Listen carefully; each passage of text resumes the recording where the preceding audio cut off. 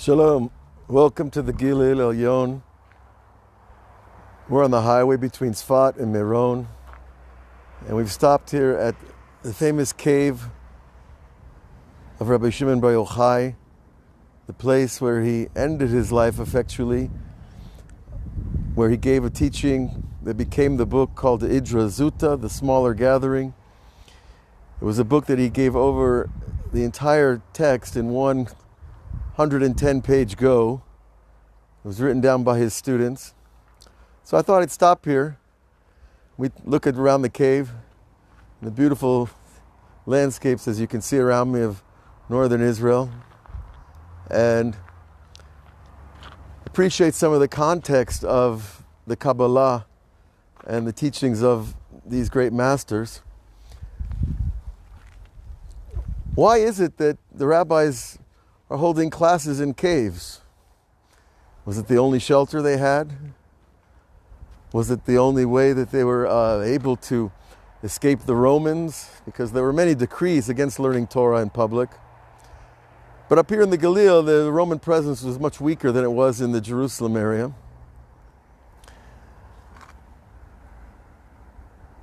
But if we think a little deeper, we'll understand a lot more. The idea of learning Torah, especially Kabbalah, especially with such a master who's revealing things in automatic speech, which is another name, a modern name for divine inspiration. The automatic speech of a tzaddik who speaks for 6 or 8 or 10 hours straight is considered a revelation of God. When you learn the Idra Zuta, you realize, I think it's pretty clear, that you're learning the neurology of the mind of heaven. Now, all of creation is a creation of God. God is an unknowable, eternal, infinite being. But he created a structure that became the microcosmic structure called man. But in its macrocosmic form, it engulfs and embraces the entire creation. And the Idra Zuta, what he gave over that last day of his life, is a series of teachings about the structure of the upper worlds and the upper partsufim, as they're called, the sphirot, the energy centers.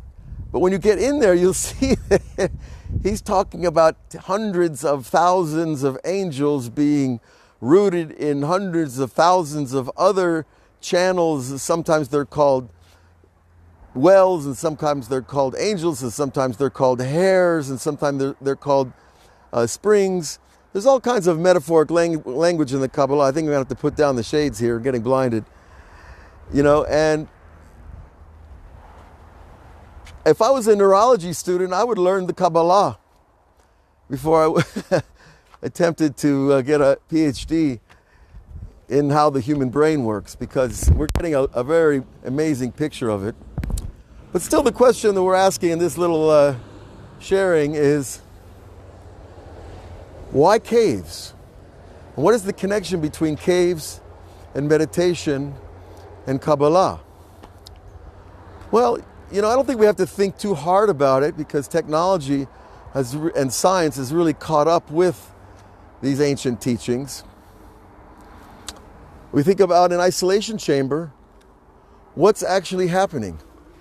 Why do people go to isolation chambers? Well, they want peace. They want relief. They want time out from the modern world. But what they're essentially doing is closing down the information receivers to the outer world. And guess what happens, folks, when we close down our receivers to the outer world? We open up our receivers to the inner world. And so when you go into a cave, like this one here that we're going to look at shortly, we see that we're more able to go within when we disconnect with the outer world. Of course, that disconnection is not a long-term achievement. It's something we do for a short term until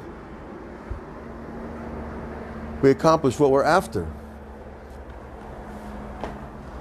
Now in this cave here, which there are many plaques, and I see that some tzaddikim were buried here, Rabbi Kruspadai, the Amorah, and what we're really looking at is an ancient isolation chamber that enables us to connect to our higher soul. Now, Rabbi Nachman teaches that our higher soul is constantly broadcasting new information to us from heaven. But our inner soul is so bombarded by the outer information that comes into the world that we need to cut off from some of that information, the noise of the highway going by, the noise in our own heads, the noise that's manufactured in all the atmospheres from all the media. So, when we cut off some of that outer noise, we can start to hear our true selves. And when we can hear our true selves, and we understand that our true selves are always connected to the infinite source of life, then we can start to understand the messages that are being sent to us. And when you start to understand those messages, you understand that you carry truth with you all the time.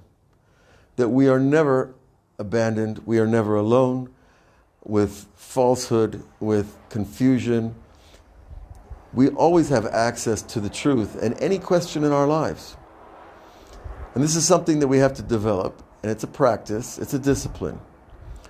But here in northern Israel, somehow it's a little easier. Even with all the noise of what's going on in the world, it's not far away. But if you have a cave nearby, if you have a silent place that you can go just to hear yourself thinking, it is the channel, it is the inner chamber that we set aside to be alone with our Creator. So I just wanted to share that with all of you here. We're driving around the Galil, getting ready for Lag BaOmer in Meron. They expect 200,000-300,000 people over the course of a day. It's really the largest Jewish festival in the world, and it is continuous joy, celebration of Rabbi Shimon and his life and his dedication, and of course his books, the Zohar HaKadosh, the Holy Zohar, and its other books surrounding it. And Kabbalah is not just a discipline, it's a teaching, it's a lifestyle, it's an attitude about the unity of creation. It's a way of dealing with reality wherever we find it. And it's a filter on reality that makes life make sense, that helps us connect all the dots.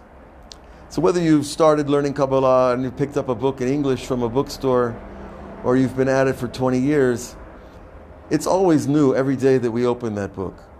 Tonight we'll be learning about the miraculous birth of Rabbi Shimon bar Yochai on the Torah Lighthouse Project. That'll be 1 a.m. Israel time, 6 p.m. New York time. And the birth of Rabbi Shimon itself is a miraculous echo of the forefathers that founded Judaism. So I invite you to that story, and we'll talk about it. And we'll do a live meditation tonight on Lighthouse Torah. That's what we do every Thursday night. And we'll be broadcasting again on Lag BaOmer from Meron. And so we look forward to seeing you again. And find yourself a beautiful place like this, and you'll find your own beauty within. All the best. Hag Sameach.